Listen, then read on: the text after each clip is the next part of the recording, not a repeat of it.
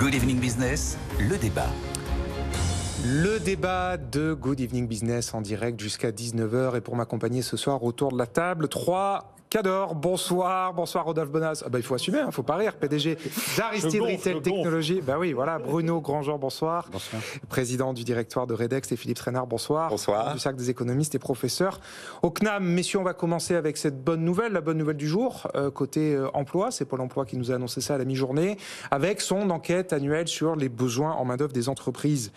Pour 2023, visiblement, les patrons ont autant envie d'embaucher cette année que l'an dernier. Et l'an dernier, c'était un record. Visiblement, on table sur 3 millions d'embauches cette année, alors que la croissance, on le sait, elle, ralentit. Qui veut prendre la parole là-dessus? Rodolphe? Je dirais que c'est une fois de plus une très forte résilience et puis une vraie santé du tissu économique français qui se démontre au travers de cette logique, avec quand même après ensuite quand on y regarde de plus près, toujours cette grande difficulté d'arriver à aligner l'offre et la demande finalement. On va en parler, oui, ça c'est sûr. Les tensions de recrutement sont elles aussi toujours aussi. Exactement, et on voit bien que quand on dissèque la partie service, qui est quand même un gros du sujet, on voit bien que c'est les deux extrêmes qui sont complexes, c'est-à-dire le côté de vraiment des services et des embauches autour de diplômés qui sont même parfois surdiplômés, sur lesquels on ne trouve pas, et puis en revanche à l'autre bout de la chaîne aussi, c'est-à-dire les services à la personne, des salaires parfois dans la restauration ou autre, et là on ne trouve pas non plus. Donc on a les deux extrêmes qui sont à combler. Bruno Grandjean, patron donc dans l'industrie, comment est-ce que vous expliquez que le marché du travail défie les lois de la gravité économique? On a une croissance quasi à zéro et pourtant on n'a jamais autant voulu embaucher en France. Moi, je vois peut-être les choses, la bouteille à moitié vide. Je vois beaucoup de problèmes. D'ailleurs, il y a un article dans Les Échos très intéressant sur la montée de l'absentéisme. On est aujourd'hui au même niveau qu'au moment du pic du Covid. Baisse de productivité, donc de très grandes difficultés finalement à faire tourner les entreprises. Et donc on compense par des embauches parce qu'il y a aussi beaucoup de départs, beaucoup de turnover. Donc c'est une période d'instabilité où il y a des éléments positifs effectivement de carnet de commandes qui restent assez importants. Mais il y a aussi des problèmes d'efficacité économique et je pense que ces embauches masquent également un malaise ou un problème plus profond. Ce que vous décrivez, vous le vivez dans votre entreprise? Oui, alors nous, on s'en sort bien parce qu'on exporte beaucoup, parce qu'on est une entreprise familiale et donc il y a des liens particuliers avec nos équipes, donc le turnover n'est pas aussi grand. Mais c'est vrai qu'il y a une forme de malaise un peu sous-jacent qu'on ressent après cette période de chômage partiel, d'argent magique, etc. On a perverti un petit peu certaines valeurs et on a du mal à retrouver l'efficacité qu'on avait avant le Covid, le télétravail aussi qui a fait beaucoup de mal en coupant certains de leurs équipes et globalement une efficacité, un intérêt pour le travail beaucoup plus faible qu'avant la période du Covid. Philippe Trainard, des traces négatives du Covid? Alors, est-ce que ce sont des traces significatives du Covid ou non? Probablement, le Covid y est pour quelque chose, pas seulement parce que ce phénomène de baisse de la productivité du travail n'est pas un phénomène français, c'est un phénomène international dans toutes les économies avancées qu'on retrouve dans toutes les économies avancées, qui a d'ailleurs pour contrepartie, au fond, est-elle liée, mais comme je suis un économiste, je pense toujours en termes d'équilibre général, elle est liée aussi à la baisse du pouvoir d'achat des salaires, qui n'est pas massive. Les salaires sont indexés assez largement sur l'inflation, mais ils ne sont pas indexés à 100%. Ils ne sont pas indexés à 100%. Je crois que c'est le premier point. Le deuxième point, c'est ce que vous disiez, attention, 3 millions, ça veut dire qu'il y a de l'agitation sur le marché du travail, mais ça ne nous dit rien sur les créations nettes d'emplois. Oui, bien sûr. Et ça ne nous dit rien sur l'adéquation entre les demandes et les offres. Les demandes sont à 3 millions aussi, il y a 3 millions de demandes d'emploi, 3 millions d'offres d'emploi, et nous savons qu'elles ne se retrouvent pas. Alors je crois, mais peut-être on va en parler, je laisse ça pour la suite de la discussion, il y a après ça un problème, je trouve que les chiffres de l'enquête emploi révèlent des sujets structurels extrêmement intéressants. Voilà. Bon teasing, on en parle après, après la pub, bientôt 18h30, justement on accueille Claire Checaglini qui vient nous rappeler les principaux titres de l'actualité. BFM Business, l'info éco. Bientôt 18h30 sur BFM Business. Claire Checaglini nous a rejoint. Bonsoir Claire. Les principaux titres de l'actu. Bonsoir Thomas, bonsoir à tous. Airbus continue d'engranger des commandes en Chine au 3e jour de la visite d'État d'Emmanuel Macron. Après les avions hier, place aux hélicoptères aujourd'hui. Le loueur chinois GDAT vient de signer un contrat pour 50 appareils H160. C'est le plus important jamais conclu depuis le lancement de ce type d'hélicoptère en 2015. Alstom décroche un contrat pour les transports dans l'État américain du Maryland. Il pourrait atteindre avec les extensions une valeur d'1,2 milliard d'euros sur 15 ans. La durée initiale de l'accord porte sur 5 ans et sur le contrat porte sur 367 millions d'euros. En France, 3 39 000 salariés qui devraient être embauchés cette année. Ce sont les prévisions des chefs d'entreprise publiées dans l'enquête de Pôle emploi. Besoin de main-d'œuvre. Ils comptent donc presque autant recruter que l'an dernier. Régions les plus dynamiques, la Normandie, le centre Val-de-Loire. Les intentions d'embauche augmentent de 8% dans l'hôtellerie-restauration et baissent de plus de 5% dans le secteur du commerce de détail. Sergueï Lavrov menace de suspendre l'autorisation d'exporter des céréales ukrainiennes. Le chef de la diplomatie du Kremlin réclame la fin des sanctions contre les produits agricoles russes. L'accord avec Kiev sur les céréales a été prolongé, c'était le 19 mars. Sergueï Lavrov est à Ankara aujourd'hui puisque la Turquie avait servi de négociateur dans ce dossier. Effondrement des bénéfices à l'horizon pour Samsung. Le géant sud-coréen les voit baisser de 95% au premier trimestre. Ce serait alors la plus importante chute sur 3 mois depuis 14 ans. Samsung Electronics attribue ce futur résultat à la faiblesse de la demande de produits informatiques, d'où la réduction notamment de production de puces mémoire. En France, Hermès a inauguré sa 21e maroquinerie aujourd'hui. Elle fera travailler à terme 260 salariés formés au sein de l'école interne du groupe de luxe. Le site de Louviers dans l'Eure sera le seul hors de Paris à fabriquer des selles de cheval. L'activité de maroquinerie-sellerie a progressé de 16% l'an dernier, atteignant près de 5 milliards d'euros de ventes pour Hermès. Disney enfin annonce la préparation de 3 nouveaux films dans l'univers Star Wars, le dernier long métrage sorti en 2019 de la saga. L'ascension de Skywalker avait généré plus d'1 milliard de dollars de recettes. Disney avait racheté en 2012 Lucasfilm pour 4 milliards de dollars. Et ils ont intérêt à être beaucoup mieux que les précédents, ces prochains films Star Wars, Claire. C'est un fan qui vous le dit. Merci beaucoup, 18h31. Deuxième mi-temps du grand débat. Good Evening Business, le débat. Avec un casting 5 étoiles pour le coup qui n'a pas changé. Rodolphe Bonas, Bruno Grandjean, Philippe Trainard. Je vous redonne la parole. Philippe Trainard, juste avant la pause, vous disiez dans le détail, donc au-delà du chiffre des 3 millions, ça révèle des points structurants sur le marché de l'emploi en France. Tout à fait. Alors vous vous souvenez, ça a été un grand débat d'abord, un grand débat dans l'économie française et dans les économies étrangères, ce que les anglo-saxons ont appelé la The Great Resignation, la grande résignation. Je sors du marché du travail avec comme explication, avec les conditions du marché du travail, les conditions de travail scandaleuses dans lesquelles nous vivons, il est mieux de rester à domicile. Et quand on regarde cette enquête, on voit que les conditions du travail ne font des difficultés pour satisfaire les offres d'emploi que dans un tiers des cas. C'est pas du tout, de très loin, la raison majeure, n'est-ce pas, des difficultés qu'ont les employeurs aujourd'hui à trouver des salariés. Le deuxième point que je constate, c'est qu'au fond, beaucoup de ces offres d'emploi sont dans des domaines assez peu qualifiés. On n'est pas en train de recruter une intelligentsia, on est en train de recruter des travaux un peu plus basiques qui demandent des compétences, mais des compétences plus limitées. On a un peu les deux quand même.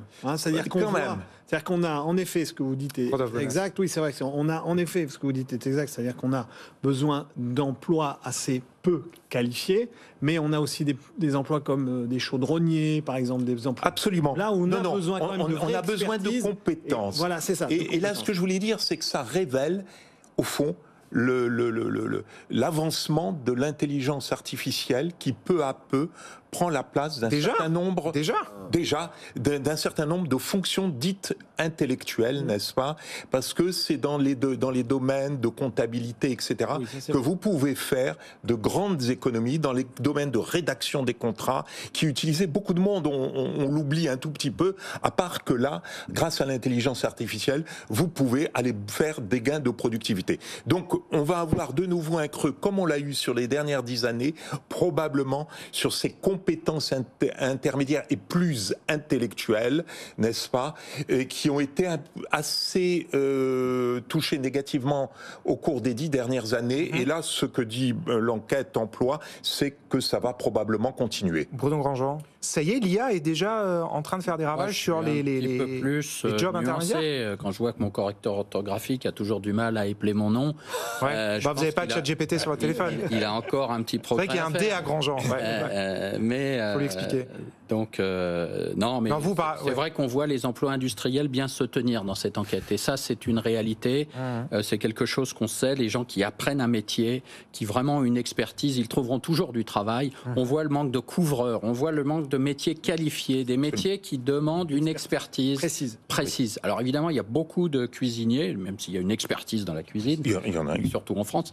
Mais il y a également des métiers de serveurs, etc. Donc il y a différentes classes de métiers. Moi, ce qui m'a frappé, c'est également la disparité régionale. Ah bah bien sûr. On se rend compte qu'il y a une grande disparité entre les régions. Il y a des endroits où il y a vraiment un besoin d'emploi, puis il y en a d'autres où on manque d'offres d'emploi. Et où on compte moins embaucher. Et les Hauts-de-France, notamment les Hauts-de-France. Et voilà, on voit la carte pour ceux qui nous regardent à la télé. Cette diagonale du vide dont on parle souvent, là aussi, des départements dans lesquels il y a peu d'emplois finalement et des difficultés très particulières. C'est aussi les métropoles un peu contre les territoires, comme on dit aujourd'hui. Comme on dit, vous qui représentez l'industrie, est-ce que l'image de l'industrie s'améliore, est plus attractive? On le sait, ça fait partie du projet de loi Industrie verte de Bruno Le Maire. On a gagné le combat sur l'image de l'industrie, mais ceci étant, il faut une génération pour que des jeunes s'orientent vers les lycées professionnels, vers des carrières technologiques, et ça, c'est pas encore tout à fait réalisé. C'est temps long, c'est une vingtaine d'années avant, je pense, qu'on retrouve des filières professionnelles efficientes. Il y a encore beaucoup de travail. On peut peut-être aussi voir dans votre secteur d'activité, nous on le constate aussi dans les services, c'est de voir aussi les aménagements qui ont été opérés sur tous les contrats dits de formation finalement et qui ont été revus avec ces aides d'accompagnement. Beaucoup d'alternance, beaucoup d'apprentissage. On prend en main la formation dans l'industrie finalement. Et ça, je crois quand même que c'est une belle réforme quand même qu'il faut souligner parce que pour une fois, on a soutenu à la fois ces contrats d'apprentissage et en même temps soutenu les entreprises et du coup, ce qui était vraiment compliqué d'intégrer un jeune en apprentissage devient aujourd'hui un peu carrément aidé et facile. Je vous donne un exemple, moi dans mon entreprise très clairement, avant j'avais un contrat d'apprentissage sur un poste, maintenant avec ce dispositif finalement j'en prends deux, parce que je me dis il y en a un qui sera là lundi, mardi, mercredi, le deuxième sera là mercredi, jeudi, vendredi, du coup je suis sûr apprenti à temps plein. Voilà, exactement, j'ai un apprenti à temps plein. Voilà un bon exemple qui effectivement tous mes étudiants au CNAM sur la formation en assurance sont des alternants, 100%. Voilà. Ah oui, génial. Bon, effectivement, donc c'est deux preuves concrètes quand même que les choses ont changé là-dessus. Ça bouge, c'est bien, ce point-là c'est bien. Ça bouge, et un dernier chiffre quand même que je voulais donner, et avant qu'on passe au deuxième débat, dans ce baromètre, les patrons disent qu'ils vont embaucher à 54% en CDI. Oui. Ça c'est quand même aussi... On parle beaucoup de la qualité de l'emploi, enfin en tout cas de la pérennité de l'emploi. 72% sont durables. Et 54 sont des CDI. C'est un signe de confiance, ça aussi, quand même, dans l'économie, de vouloir s'engager. Justement, c'est à la fois un signe de confiance. C'est une confiance des patrons, j'entends. Et on va peut-être, à force, entre les barèmes Macron, parce qu'il faut comprendre que le marché de l'emploi, c'est un dispositif qui fonctionne un peu comme une dynamo. C'est-à-dire qu'en fait, il faut que la roue tourne vite pour que la dynamo chauffe et fasse de la lumière. On a eu tendance, pendant de longues années, à scléroser le système. C'est-à-dire que la France était le pays dans lequel, quand on avait un emploi, c'était le plus difficile de le perdre. Mais quand on n'en avait pas, c'était le plus difficile d'en avoir un. Donc là, en fait, il faut arriver à donner de la circulation. Et donc, je pense que ces 54% en CDI, c'est aussi parce que, malheureusement, c'est vrai, c'est-à-dire que la charge du désengagement est peut-être un peu moins forte pour un entrepreneur aujourd'hui qu'il y a 10 ans.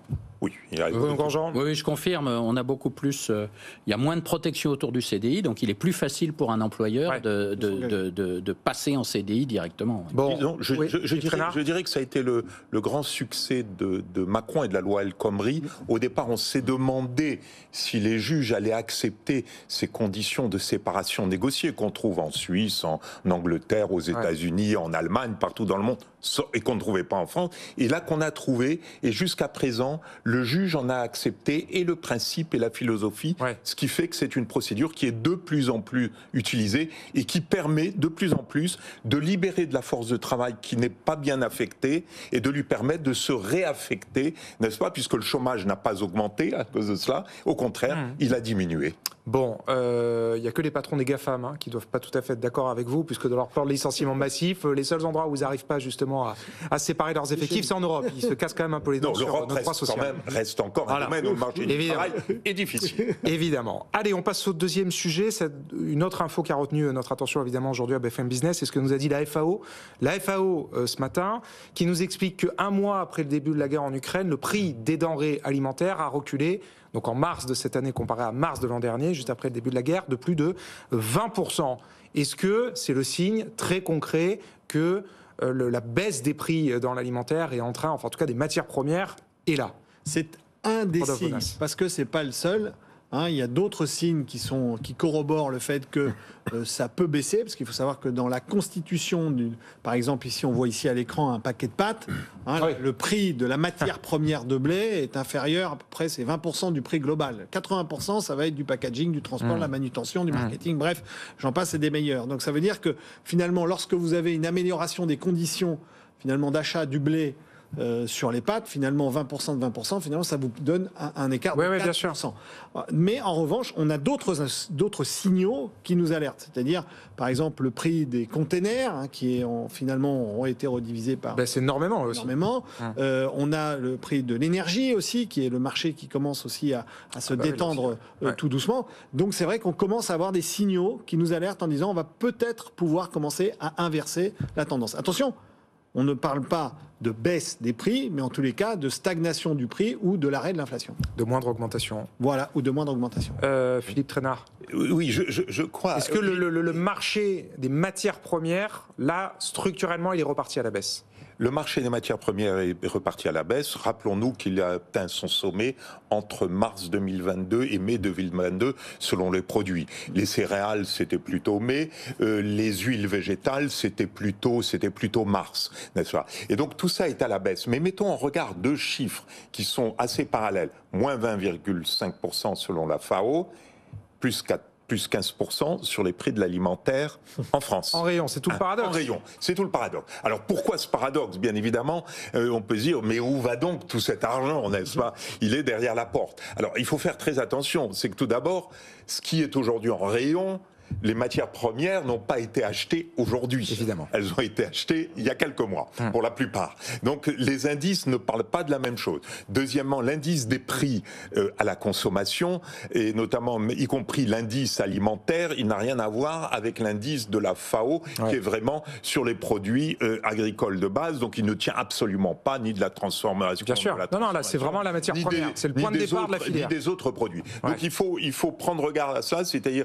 la FAO, ce qui se passe, que nous indiquent les prix internationaux, nous allons le voir d'ici quelques mois, pas demain, mais d'ici quelques mois. Petite remarque simplement, et puis il y a aussi une autre règle qui est souvent citée par Yves Puget de LSA qui dit attention, puis en plus les prix augmentent à la vitesse de l'ascenseur et descendent à la vitesse de l'escalier. Mais alors justement pour réagir à ça, Bercy, Bruno Le Maire, Olivia Grégoire ont adressé un courrier avant-hier aux industriels de l'agroalimentaire et à la distribution pour dire regardez, ça y est, les prix des marchés baissent, donc je veux que vous rouvriez vos négociations pour que cette baisse des prix sur les marchés se répercute dans vos rayons. Alors ça est-ce que c'est une bonne chose? Et puis surtout, est-ce que ça veut dire en creux qu'il faut en finir avec les négociations commerciales? Voilà, c'est ça. C'est-à-dire que la vraie question, ça va faire la deuxième année consécutive qu'on va sortir de l'encadrement des négociations commerciales qui, en fait, vous le savez, finalement... Une grand-messe annuelle. Voilà, la grande-messe annuelle qui est-ce que ça, c'est fini? Alors, est-ce qu'il faut finir avec ça? Donc là, aujourd'hui, il semblerait qu'on dise, continuez à ouvrir les négociations. On a fait le premier geste pour ouvrir les négociations à la hausse l'année dernière pour essayer de sauver l'industrie agroalimentaire française. Bon, tant mieux, c'était ce qu'il fallait faire. Malheureusement, c'est nous, les consommateurs, qui l'avons payé. Là, maintenant, est-ce qu'on va arriver à faire le schéma inverse? Et là, on va avoir des combats de titans. Parce que même si je crois vraiment qu'il y aura une réactivité sur les entreprises de l'industrie agroalimentaire de petite taille, c'est-à-dire ces entreprises françaises qui fabriquent les marques de distributeurs qu'on trouve dans nos supermarchés, je pense qu'il va y avoir un gros combat, en revanche, entre les grands distributeurs, les Leclerc, Système U, Auchan, Intermarché, et les grandes l'industrie agroalimentaire mondiale, L'Oréal, Nestlé, Danone et autres Procter & Gamble, etc., qui vont se confronter parce que ces grands groupes ont engrangé des marges records en 2022. Ils sont tous cotés en bourse. Je ne pense pas qu'ils vont renoncer à leurs profits cette année pour les beaux yeux du gouvernement, ni des distributeurs et encore moins des consommateurs. Bruno Grandjean, on voit bien qu'aujourd'hui l'inflation, là où elle accélère le plus, c'est dans l'alimentaire. Vous, côté industrie, est-ce que c'est davantage sous contrôle? Parce qu'effectivement, on le disait, les prix de l'énergie là sont quand même en train de beaucoup baisser sur les marchés. Et dans ce qui est des produits manufacturés, c'est contenu, de mémoire, c'est 4-5%, je crois. Hein. Oui, c'était peut-être un petit peu plus en amont qu'on a eu ce problème sur les métaux, notamment. Aujourd'hui, la problématique, et d'ailleurs, il y a une très bonne étude de la Fabrique de l'industrie sur le sujet, c'est la fin des quotas carbone. C'est la hausse des prix de l'énergie qui, quand même, même s'il y a des fluctuations, on revient à des niveaux un peu plus raisonnables, mais il y a tout de même une tendance forte. Et il y a à peu près 150 000 emplois qui sont en danger liés à ces hausses fortes. En France? Oui, en France pour l'industrie. C'est une évaluation faite par la Fabrique de l'industrie en faisant une analyse sur les baisses de marge finalement de l'industrie liées à ces hausses de prix, et notamment un sujet qui n'est pas abordé, qui n'est pas directement une hausse de prix, mais qui est la fin des quotas carbone. C'est-à-dire que finalement les industries très électro-intensives, notamment tout ce qui est sidérurgie, étaient protégées par les quotas carbone, qu'on enlève aujourd'hui en disant aujourd'hui il y a un mécanisme aux frontières, donc vous n'avez plus besoin de ces quotas carbone. Et ça a un effet majeur sur la sidérurgie, la métallurgie, la chimie, et on a un risque de décrochage de l'industrie dont on ne se rend pas bien compte aujourd'hui. Les chiffres de 150 000 sont peut-être discutables, mais enfin il y a vraiment un signal d'alerte. Et est-ce que vous êtes protégé quand même par les aides dégainé par le gouvernement ces derniers temps face à l'énergie, le guichet? C'est une industrie mondiale dans laquelle les produits sidérurgiques, par exemple, se transportent très bien. Et donc, vouloir être vertueux dans un pays uniquement, c'est vraiment une mise en danger d'une filière. Quand on n'est pas capable de la protéger réellement, on risque de la voir disparaître. Et ça, c'est un vrai sujet pour l'Europe qui va même au-delà de l'inflation. Philippe Trainard, et après on marque une pause. Et on continue à parler de compétitivité avec le voyage en Chine. Je voudrais dire, je ne crois pas en ce que raconte Bruno Le Maire entre ses grandes messes. Dire Bruno Grandjean. Voilà. Bon. Non, et c'est là vraiment sur le Bruno Le Maire et ses grands messes où on va rassembler industriels et distributeurs pour baisser les prix. On revient à la distribution. Voilà. Non, il y a une méthode pour le faire qui s'appelle la concurrence. Et un moyen d'appliquer la concurrence qui s'appelle le contrôle de la concurrence. Et au niveau international, on a un autre moyen qui s'appelle la politique internationale de la concurrence. Or, celle-ci est un peu en enfance et la France, aujourd'hui, la soutient pas beaucoup. Vous avez parlé de Procter & Gamble, nous pouvons parler d'autres grands, comment dirais-je, industries alimentaires. Il est clair que c'est dans le cadre de la concurrence qu'on verra baisser les prix et pas des conventions. Moi, j'ai commencé ma vie, vous aviez tout à l'heure le ministère des Finances derrière vous. J'ai commencé ma vie comme fonctionnaire au ministère des Finances à gérer, c'était en 1981, à gérer le prix de la baguette. Oui. J'aime mieux vous dire que jamais les prix n'ont autant augmenté que dans les bureaux qui géraient les prix. N'est-ce pas? Les bureaux administratifs qui géraient les prix. Bon. Non, ça n'existe pas. C'est la concurrence. Ce qui vous talonne, c'est quand tout d'un coup, votre concurrent abaisse les prix. Et alors là, vous avez à vous aligner. Donc il faut veiller à ce qu'il y ait de la concurrence. Et c'est ça le cœur vraiment de la machine. Est-ce que Coca-Cola, Nutella, Pampers sont des concurrents? Ça, c'est une question. Ils en ont. La concurrence, la compétition avec la Chine, on en parle après la pub. Oui. À tout de suite.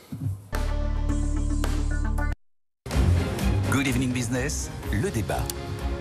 Suite et fin du débat de Good Evening Business en direct jusqu'à 19h avec Rodolphe Bonas, Philippe Trainard et Bruno Grandjean. On prend 7 minutes, il nous reste 7 minutes jusqu'à la fin du chrono pour parler de cette visite d'État en Chine. Messieurs, d'un mot, est-ce que pour vous c'est un succès en demi-teinte? On n'a pas eu une avalanche de contrats comme habituellement ce genre de déplacement en est l'occasion. Non, on n'a pas eu une avalanche de contrats. On a eu quelques signaux quand même dans lesquels finalement le temps consacré à Emmanuel Macron de la part du numéro 1 chinois était quand même assez conséquent si on compare au temps consacré au Premier ministre espagnol qui était venu quelques semaines avant. Pour vous donner un écart, c'est 45 minutes pour Pedro Sanchez et 6h30 pour, voilà, exactement, 6h30 pour Emmanuel Macron. C'est le protocole, ça. Donc oui, mais ça veut dire quand même qu'il y a quand même un intérêt au sujet. Après, c'est vrai qu'on n'a pas une pluie, une avalanche de contrats, mais peut-être aussi parce que la situation économique de la Chine n'est peut-être pas la même qu'il y a 10 ans. Alors, qui veut rebondir là-dessus? Justement, vous qui exportez, Oui, il y a un chiffre. Est-ce que la Chine est redevenue cet Eldorado qu'elle était avant la pandémie ? Non, alors justement, il y a un chiffre qui est très intéressant, c'est qu'il y a 30% de moins d'expatriés français qu'avant le Covid. Aujourd'hui, à Shanghai notamment, vous avez beaucoup moins d'expatriés. Oui, il y a 23 000, je crois, 23 000 ressortissants français en Chine. Et donc, c'est le lien qui était très fort. C'était une sorte d'Eldorado. On allait pour prospecter, pour exporter. C'est un peu terminé. Ah oui ? Il y a toujours des relations étroites, mais les Chinois se referment sur eux-mêmes. Il y a quand même une forme de nationalisme qui se ressent aussi. On essaye de produire localement. Regardez Stellantis, ils ont abandonné toute ambition en Chine. C'est assez intéressant. Ils prétendent même, enfin, Carlos Tavares pense que les Allemands vont subir le même sort. D'ailleurs, les conditions ont changé, parce maintenant, aujourd'hui, les conditions, le partenaire chinois doit avoir plus de 50%. Elles ont toujours été un peu déséquilibrées et compliquées, mais le partenaire chinois est aujourd'hui sûr de lui, il a des technologies, il a moins besoin des Occidentaux, et donc finalement, on voit le déséquilibre économique. D'ailleurs, on a un rapport de 1 à 3 entre les importations chinoises en France et les exportations. 50 milliards de déficit. C'est un déficit énorme et qui a tendance à diverger. D'ailleurs, j'étais un peu surpris qu'on annonce avec fierté la création d'une usine Airbus en Chine. Ça s'appelle plutôt une délocalisation, si je crois me souvenir un petit peu du... L'idée, c'est une importation industrielle à l'étranger. Oui, enfin, c'est quand même mieux de fabriquer les Airbus à Toulouse et de les livrer à Shanghai. Voilà, c'est ça. Dans ce sens-là. Et autre facteur qui n'a pas été mentionné... c'est comme si Stellantis ouvre une usine aux États-Unis. Exportation. Regardez, alors prenez... Une multinationale, elle décide de... Enfin, pardon. Justement, c'est un vrai sujet parce que justement, il n'y a pas de symétrie, il n'y a pas de réciprocité. Est-ce que les Chinois ouvrent une usine automobile en Europe, en France notamment? Non. Vous avez pour la première fois 1 milliard d'euros d'exportation de véhicules chinois en France. 1 milliard d'euros. Historiquement, pendant des décennies, on a exporté de l'automobile, du transport. Vous n'avez plus de TGV, vous n'avez plus rien dans le ferroviaire qui viennent d'Europe, vous n'avez plus rien dans le nucléaire. Et donc, il y a une grande divergence et je suis un peu surpris qu'on célèbre l'implantation d'une usine Airbus en Chine. Il ne reste plus que ça, il reste plus que l'aéronautique et le luxe. Vendons nos dernières pépites, c'est un peu ça, parce que finalement, on aidera l'industrie aéronautique chinoise qui en est pas loin d'être capable d'ailleurs à faire des avions seuls sous un nom qui sera plus la question Airbus du contrôle des technologies. Voilà, exactement. Est-ce qu'on peut prendre un peu de recul quand même avec grand plaisir, Philippe.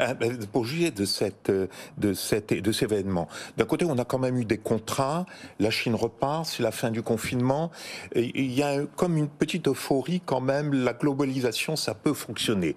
Mais en fait, cette globalisation dont nous pensons qu'elle peut fonctionner, elle est sur fond de fragmentation du monde. Or là, le voyage de Macron en Chine est très ambigu. Macron arrive avec une volonté de sécurité politique, traiter la guerre en Ukraine, etc., et des volontés de contrat, un nouvel ordre économique mondial. La Chine arrive, elle, avec deux demandes. Foutez-nous la paix sur le plan politique. Les politiques, c'est de l'affaire intérieure. Sur le plan économique, nous sommes tout à fait d'accord avec vous, mais la vraie question, c'est est-ce que vous allez, ceci n'a pas transpiré des discussions, mais on peut être sûr que ça a été au cœur de la discussion, les sanctions économiques.